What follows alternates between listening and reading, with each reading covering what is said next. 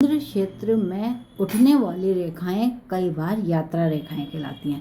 आज हम आपको यह शुक्र का क्षेत्र है, यह चंद्र क्षेत्र है। हम आपको चंद्र क्षेत्र से उठने वाली रेखाएं ऐसी बताएंगे जिनमें कि दीप हो। जो रेखाएं यहाँ से उठ करके भाग्य रेखा से मिलती हैं वह प्रभाव रेखाएं बहुत अधिक प्रभाव डालती हैं। लेकिन अगर इन रेखाओं में इस तरह का कोई दीप हो तो व्यक्ति न चाहते हुए भी बदनाम हो जाता है। ये देखिएगा, यह एक हाथ है। इस हाथ में अगर आपको यहाँ से दिखाई दे रही हैं तो ये चंद्र, ये वाली रेखा है। इसमें इस तरह की रेखा ये दीप वाली रेखा कहलाती है। और इस रेखा से जुड़ता हुआ इस तरह का क्रॉस आ रहा है, ये क्रॉस चंद्र क्षेत्र के ऊपर। अब ये रेखाएं और आ रही हैं। जब हमने इस हाथ की बनावट देखी, जो कि यहाँ से वर्ग दिख रही थी, तो ऐसा लगा नहीं कि इस व्यक्ति के साथ इस तरह की है। लेकिन ये रेखाएं क्या हैं?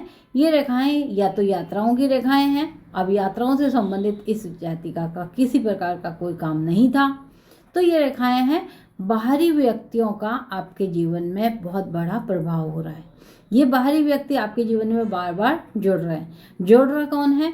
ये दूषित भाग्य रेखा जिसमें दीप बना हुआ है, यह किसी एक ऐसे व्यक्ति को बताता है जो कि आपसे बदला लेने के लिए आपको बदनाम करेगा। और इसका इफेक्ट ये होगा कि अगर देखें आप बहुत गौर से, ये रेखाएं इसी से आकर के इस तरह से कनेक्ट हो रही हैं। अब इस वाले व्यक्ति का मकसद है आपसे धन लेना, वो आपको ब्लैकमेल कर सकता है। तो बहुत ध्यान से काम करना पड़ता है उस समय जब ये रेखाएं हमारे को विदेश भी नहीं बता रही हैं। अगर लड़के के हाथ में होती तो ये रेखाएं हो सकता है नशेगी होती, हो सकता है यात्राओं की होती। लेकिन ये किसी लड़की का हाथ है तो ये रेखाएं प्रभाव रेखाएं होती हैं जो आपको बदनाम करने वाली होती हैं। बहुत सतर्क होकर के काम करना चाहिए। इस स्थिति में यह बहुत ज़्यादा प्रभाव डालते हैं। ये होते हैं शुक्र, खाओ पियो मौज करो, जबकि आपकी प्रवृत्ति ऐसी नहीं है जन्मजात।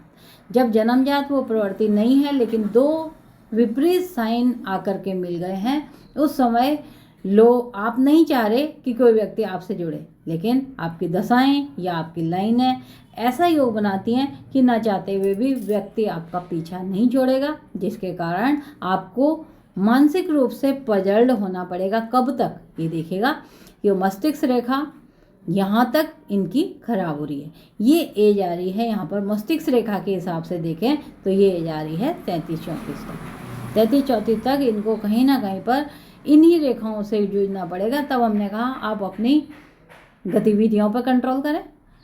अब क्या करें? घर के अंदर आकर के भी कहीं ना कहीं पर खराबी आ जाती है, तो इंसान क्या करे? तब हमने उनको कुछ बचने के उपाय बताए कि ये रेखाएं स्वतः ही आती और जाती रहती हैं, ये परमानेंट नहीं है। इसका मतलब इनका उपाय किया जा सकता है।